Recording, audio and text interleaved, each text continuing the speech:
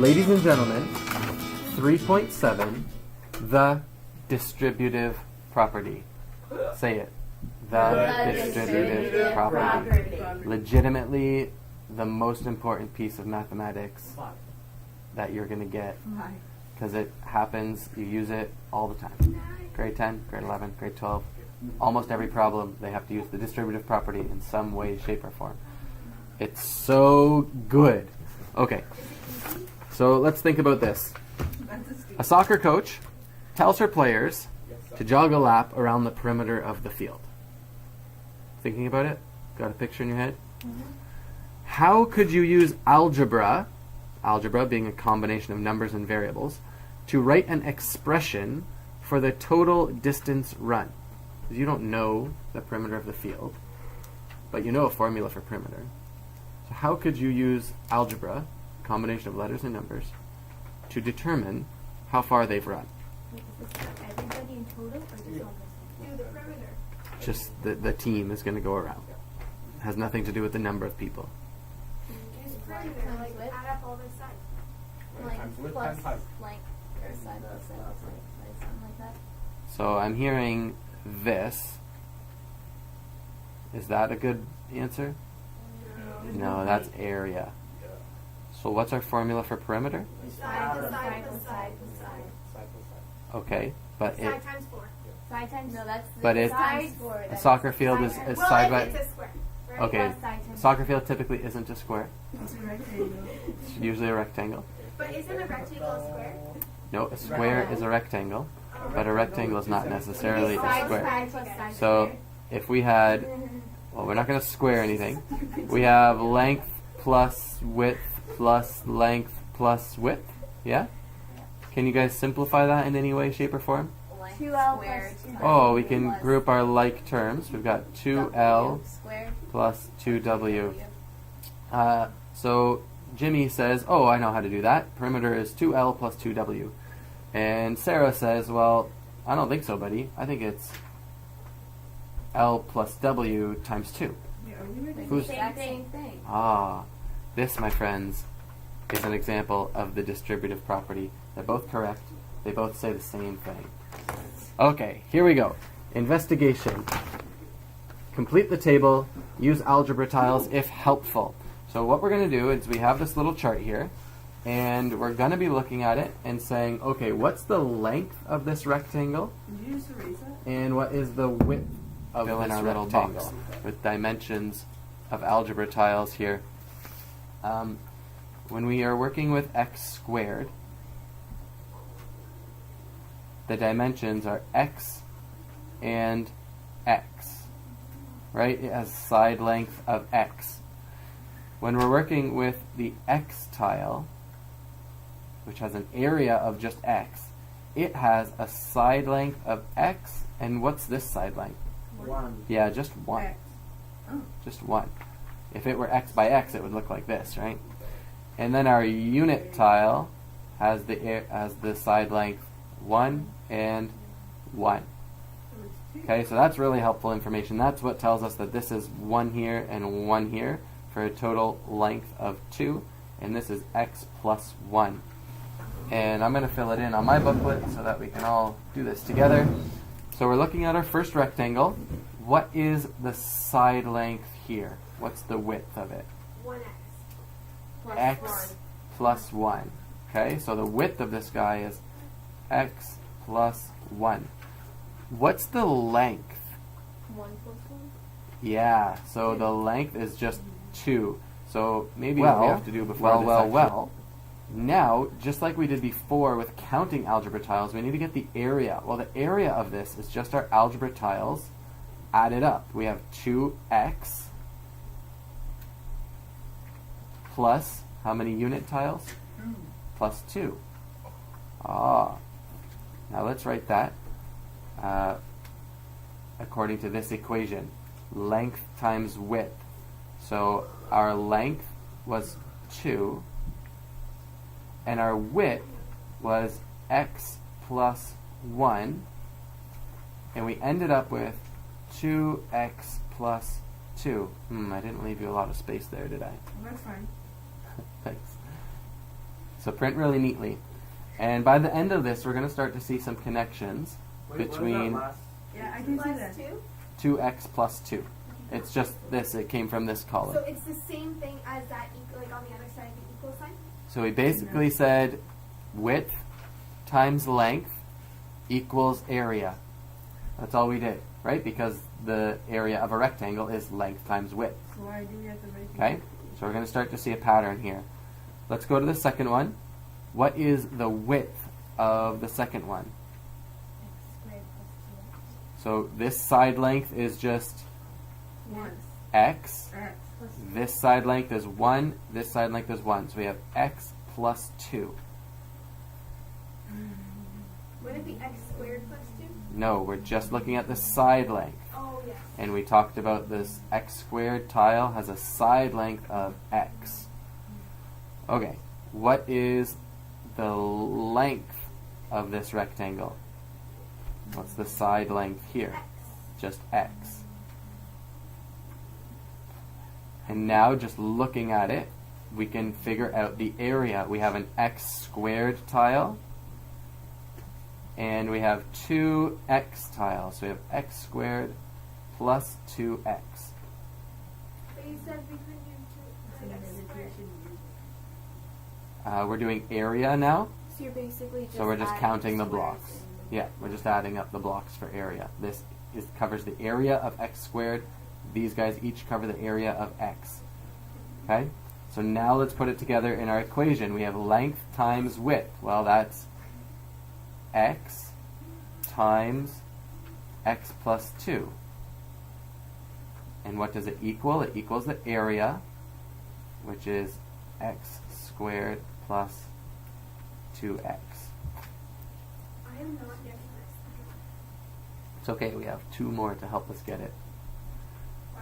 So all we've done is we've taken the width, we've taken the length, and we multiplied them together to get the area. That's how you get the area of any rectangle in the whole world. Length times width.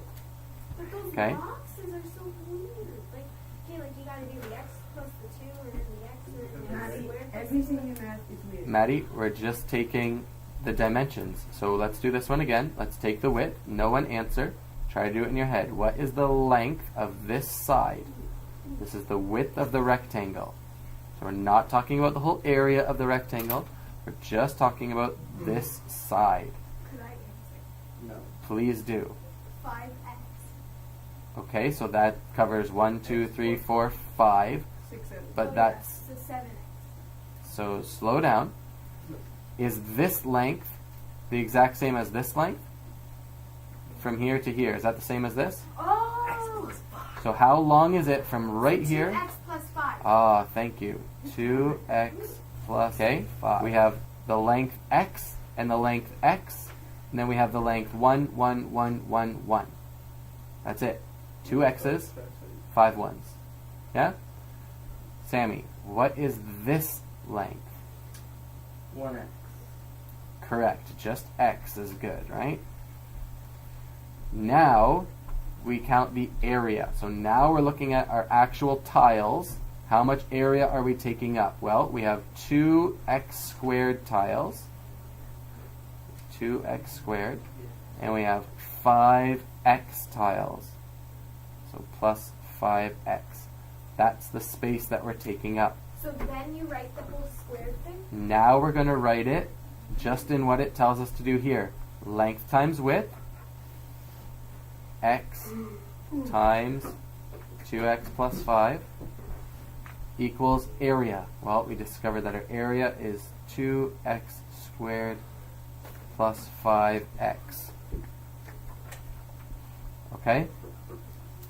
Last one. Do it on your own. You can do it. First, the width from here to here.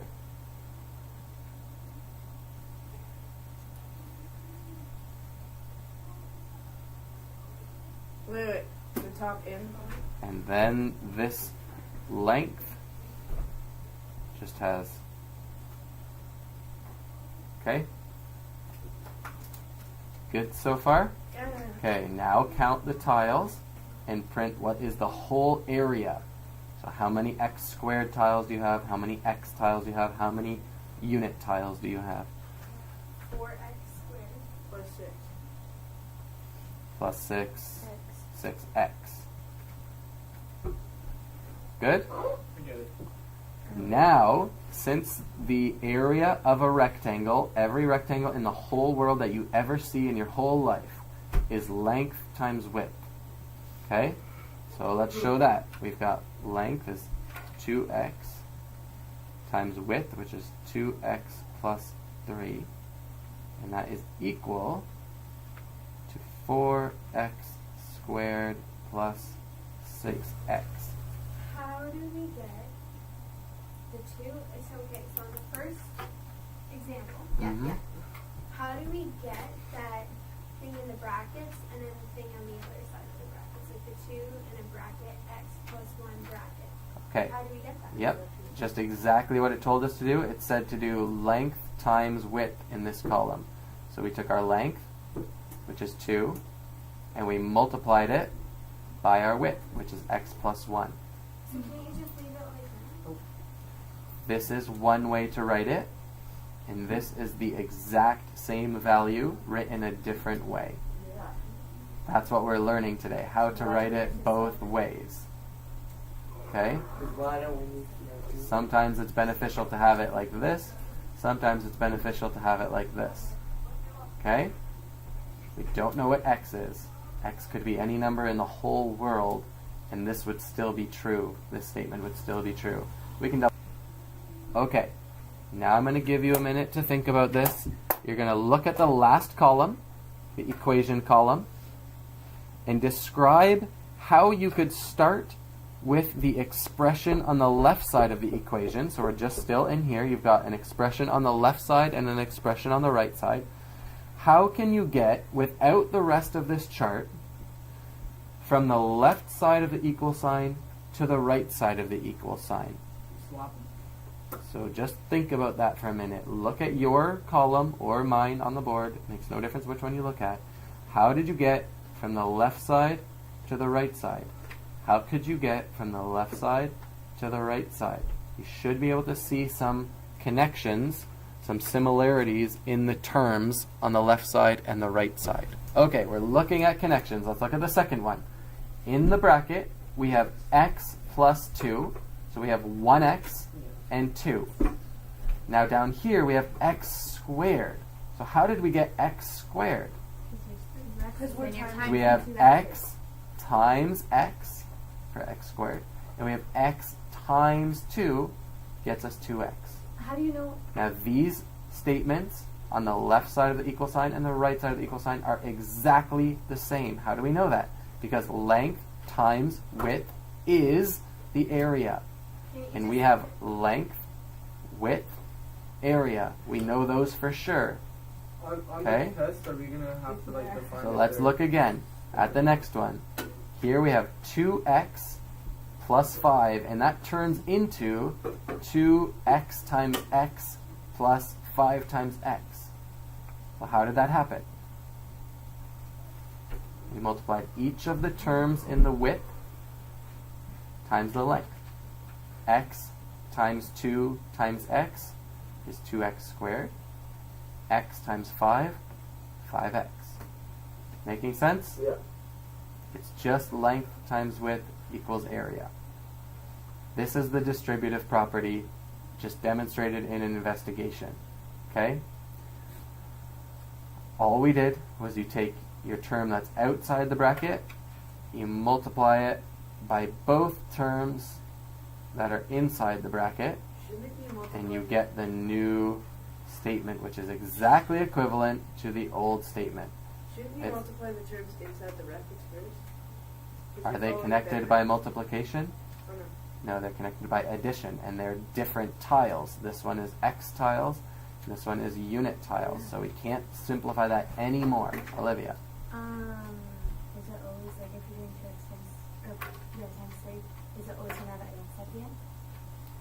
If x is a factor in one of the factors, It has to be. then yes, it will be in the end. Yeah, it won't just disappear. Poof. So we kind of know what x is because it's in the. You do not know what x is. X is X. Yeah. It's just X? Unknown. Unknown. That's low. And that's okay. You don't need to find out what it is. Here we go. We're going to do another investigation. It's going to help clarify things, hopefully, step by step a little bit more. So, page 25. Suppose you had 3 dimes and 3 nickels. The total amount can be represented 2 different ways. Okay, we're going to draw it out and then do the algebra. So just off to the left, this says you have 3 dimes. So you'll draw 3 dimes. Okay. Put a 10 inside each one to show 3 dimes. And 3 nickels.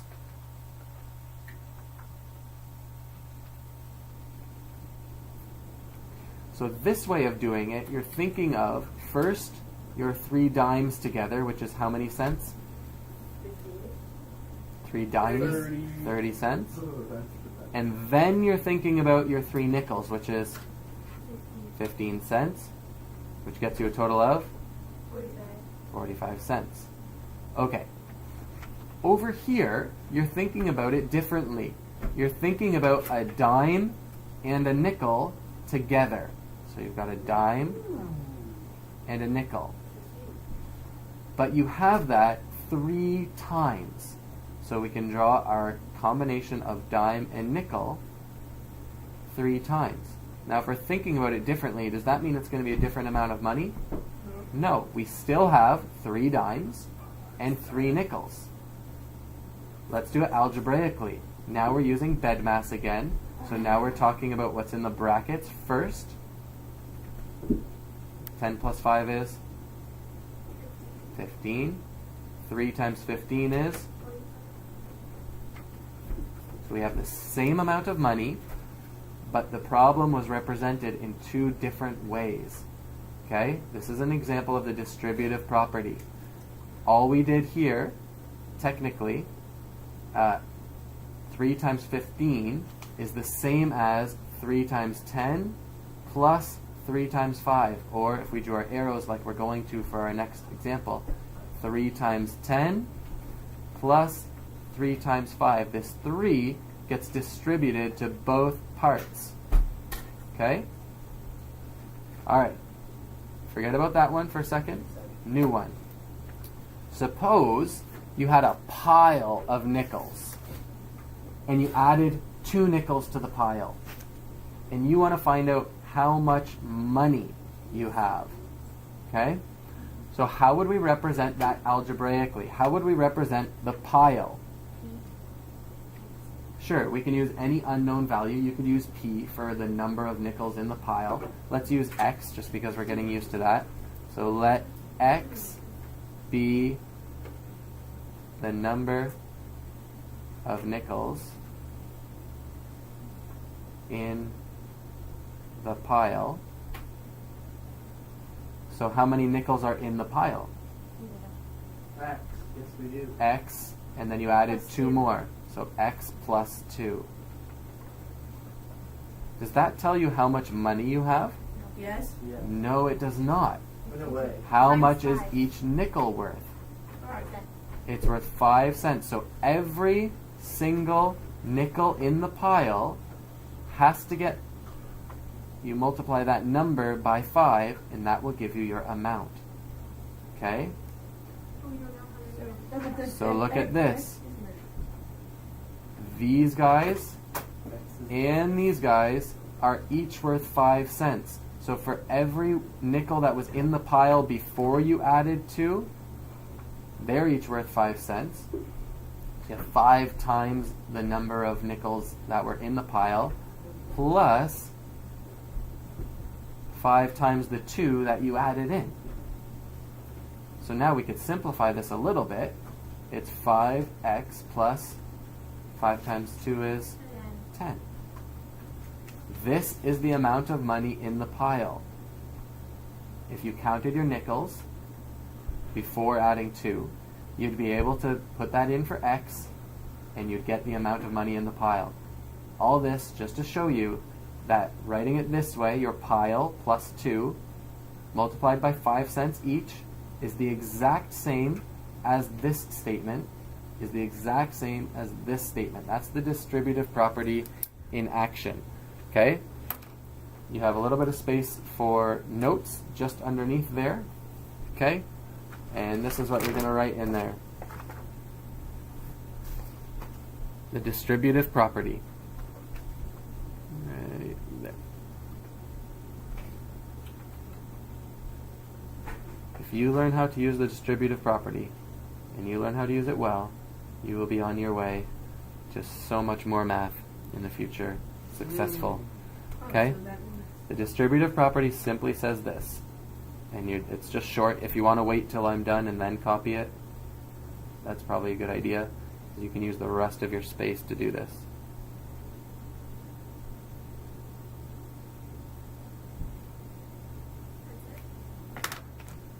Okay? The little arrows are really helpful. Look at what happens. The distributive property, all we do is we do a times x plus a times y. And there it is, ax plus ay. So you can understand how it works based on the investigations that we did, or you can just straight up memorize it and you'll be good to go. Okay? What do you think would happen if this were a negative sign? Negative AX. Yeah, over here you'd have positive ax minus ay. Okay? Good. Let's apply this in a handful of examples. Example 1, distributive property. A, you got 3 times x plus 2. Alright, here we go.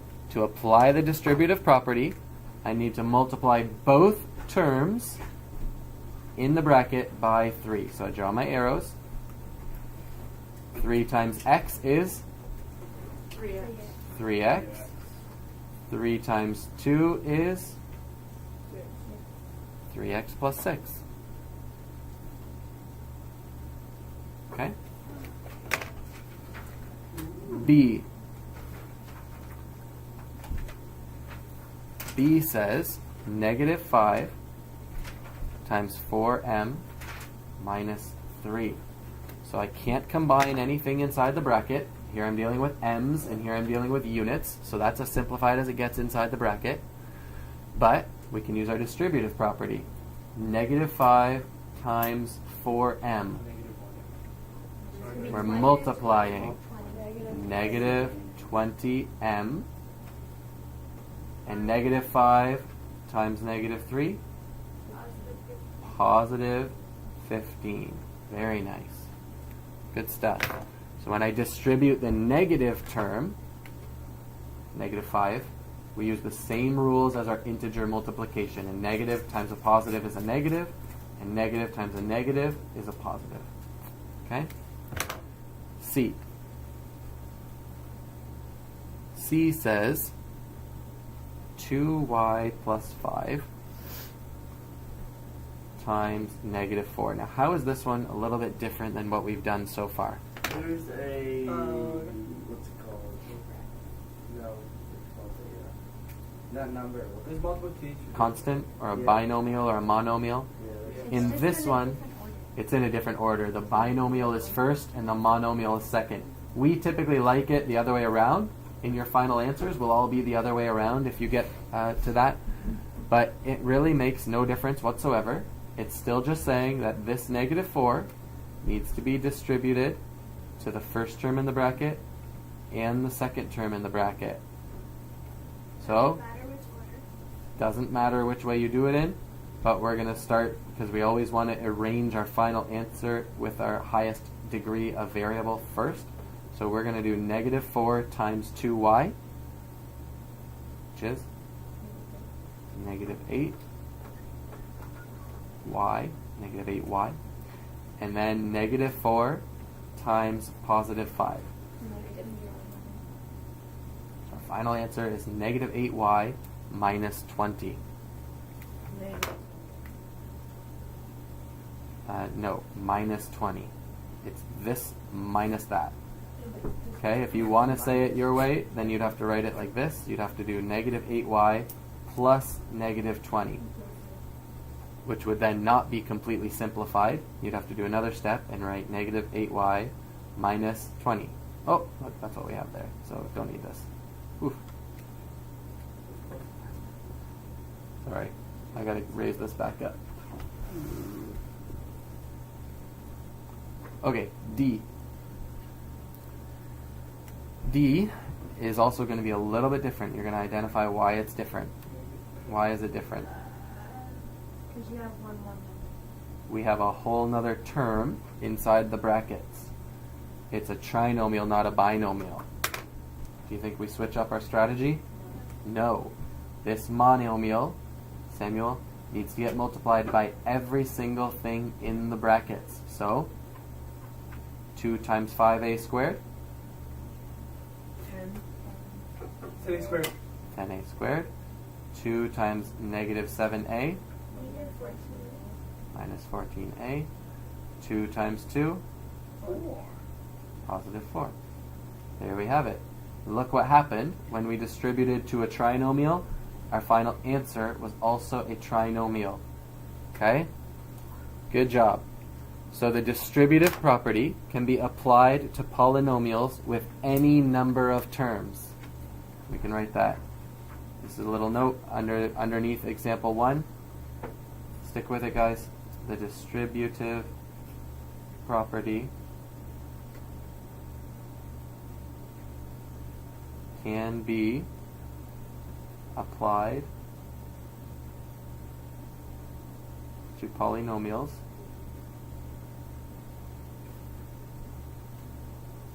with any number of terms.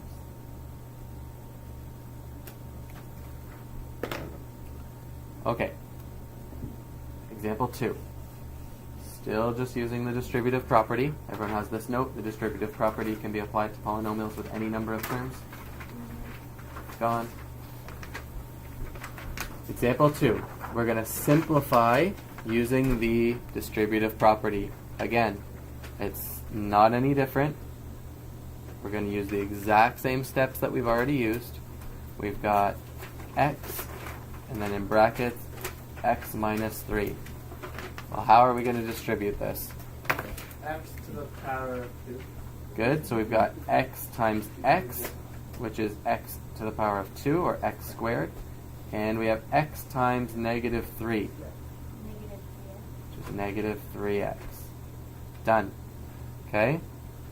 So when we multiply two variables together, like we did here, if you can make a little note, when multiplying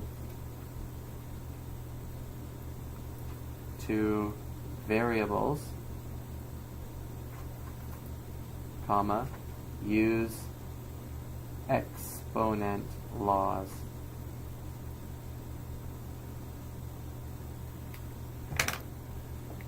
In this case, we used the product law, x to the power of 1 times x to the power of 1. Add up your exponents as x squared. B says, So, Mr. B, is Yeah. everything technically to the power of 1 if it doesn't have an exponent? Yeah. this, yes, if you, it's an invisible 1. Just like the coefficient is an invisible 1. Okay. Right? When it's 1, we don't need to write it. Yeah, good question. So we have p times p to the power of 2 minus 2p plus 1. All right.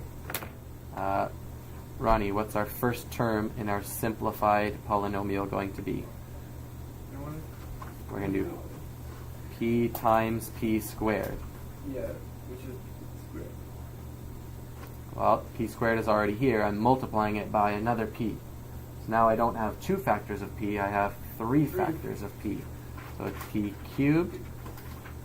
Jaden, next term.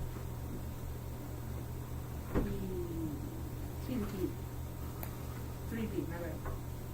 I've got negative 2p times p. So I have 2 factors of p. I have negative 2 times p times p. I'm not adding my p's, I'm multiplying them. Squared. So I've got 2p squared. Again, the note is right here. When multiplying two variables, use exponent laws. Negative 2 times p to the power of 1 times p to the power of 1. So here I have a little p times p, which is p squared. Okay? That goes in there. And our last term, Sammy, p times positive 1. Equals 1p. Just 1p, so I can just write p. Okay? The distributive property allows us to simplify more complicated expressions. So this is now a simplified version of this thing. Okay? Example 3. It's the exact same laws and rules, but now it's getting a little bit more complicated, and we're going to be throwing some bed mass into the mix as well. Okay? So here we go. A says negative 4x plus 3 plus 2x minus 1. Now if you look at this, what do you notice? If you compare it to our last examples. There's two numbers on the outside bracket. It's almost just doing our last examples twice and then adding it up, right? Because we have a little addition here. So, according to BEDMAS, I'm going to just jot it down here. We need to deal with what's inside the brackets first. Well, can I combine 2x minus 1 in any more simple way than it already is? Yeah. No. I have x tiles and unit tiles. They won't combine. Look at this bracket. X tiles and unit tiles. Can I combine them any more than they already are? No. So we're down in the brackets. There are no exponents to think about. Now I'm with division and multiplication. That's all this means. We've got negative 4 times x plus 2. So if we were going to draw this out, we would have, x plus 3. We would have an x tile. Don't draw it. I'm just doing it quick so that you can see. Inside the bracket, that's what you have. Can we all agree on that? Okay? This says that we're actually going to have this negative 4 times. So we're going to change these all to negative.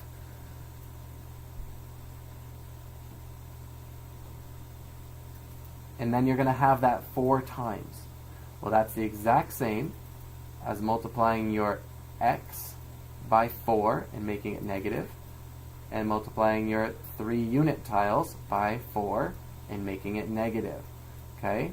So how many x tiles would we have at the end of doing that? Well, we'd have negative 4 x tiles, and we would have 12 negative units. Okay? Negative 12. That's exactly what we have here. We do negative 4 times x and negative 4 times 3. Now we can do the same thing on the other side of this addition sign. So we're just going to put our addition sign there. And we're going to end up with, 4x, which is 2 times 2x. And, what's our last term? Negative 2. Now what can we do? Now we can collect like terms, okay? So we've got x terms, and we've got constants, keeping the sign in front. So I have negative 4x plus 4x. What happens to them? Just 0. Gone. Negative 4 plus 4, that's 0. And then we have negative 12 minus 2. Negative 14. Look at this. We took this whole expression in black, we simplified it, and all it is negative 14 using the distributive property. Okay? B. B says 3m times m minus 5. Oh, and now here's a little bit trickier. We're going to do subtract our next polynomial, which is 2m squared minus m. Okay, this first section is exactly what we've seen before, okay? Here we go. You're learning something new in this example. So, same old here. 3m times m is, don't say 4m. Oh, 3m squared. 3m squared. 3m times negative 5. Negative 15m. And now this one is a little bit tricky. What I'm going to say, you should try to remember. Right here, pay attention, there's an invisible 1. Why? Okay? That means we have this group once, right? If I don't have a 1 there, you can see it. I have this group once, right? That's easy. So I put an invisible 1 there That's because we have this group once, but now look at what it makes it easier to see. It makes it easier to see that this negative 1 is what's getting distributed to both of these terms. Okay? So you can think of it as just the negative sign getting distributed to both terms, but it's helpful to think of that as negative 1. So now we have negative 1 times 2m squared. Well, anything times 1 is just 1, and anything times we have one negative factor, it's going to give us a negative term. So we got 2m squared. What about the second one? Negative 1 times negative m. Positive m. Now we can group our like terms.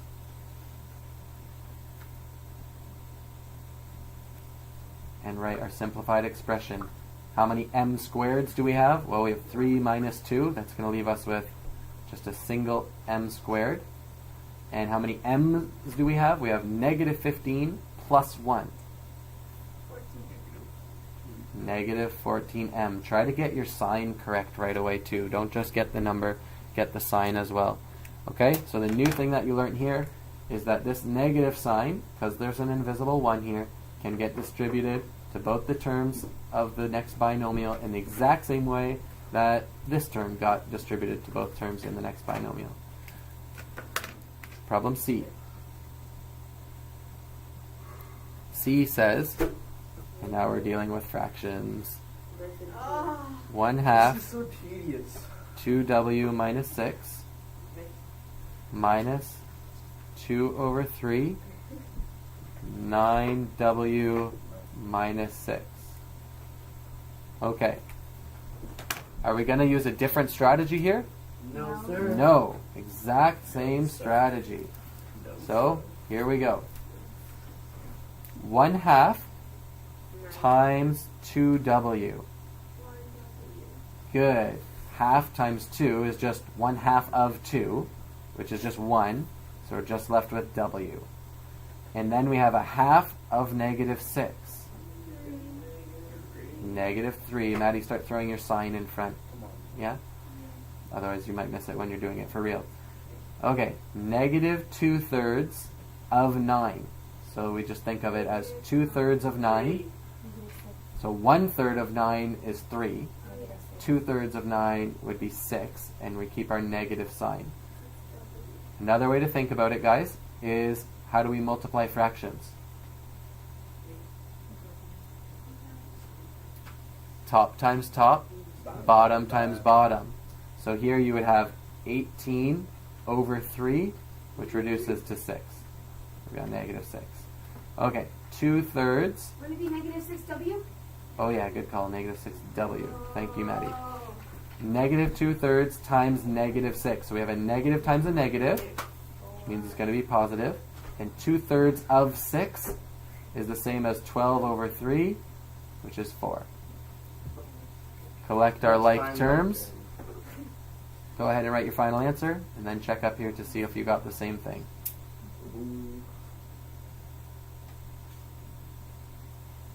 Should have gotten negative 5w plus 1. Comfortable on those, guys? Any questions? Jaden, any questions? Jana, any questions? You guys are, please don't fall asleep yet. Very tedious. I'm not. I'm just looking at the board from here. I feel so restless. One more example. This one is dealing with nested brackets. Guys, stick with it. A nested bracket just means that there's another set of brackets inside a set of brackets. Okay? So when we're doing this, there's really nothing different about it. It's just we need to make sure that we're doing it in the right order. Now, if you had to guess which pair, if you can see, guys, this 3 is going to get distributed to everything in this bracket, and this 5 is going to get distributed to everything in this bracket. Which one do you think we're going to do first? The outside. The inside one. Inside. The inside one. Okay, we're going to simplify what's on the inside, and then we're going to distribute the 3 to everything on the inside. So we're going to simplify the inner bracket first. Simplify the inner bracket. Write it down first. So here we go. That means we're just going to copy down what we already have. And now, inside that bracket, we've got 5 times 2k. Jaden? 5 times 2k. 10K. 10k. And Maddie? 5 times negative 1. 5 times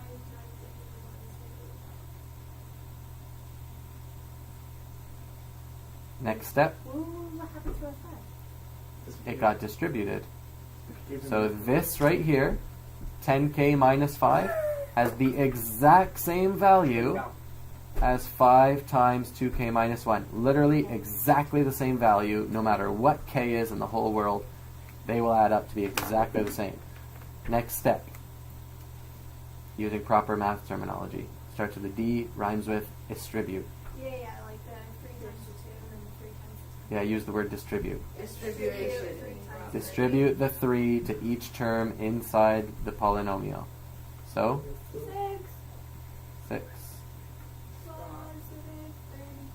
plus 30k -15. minus 15. Grouping like terms. There is not Yeah, the 6 and then 30K. Good? So the distributive property allows us to expand algebraic expressions and then simplify them. Okay, so from here to here, this step is called expanding. And from here to here, you're simplifying. So a problem on a quiz would say, or in your practice problems, it would say expand and simplify the following. Then you know you're using the distributive property. Okay, your practice problems are on the bottom there, page 183, number 1 through 60. Is that it?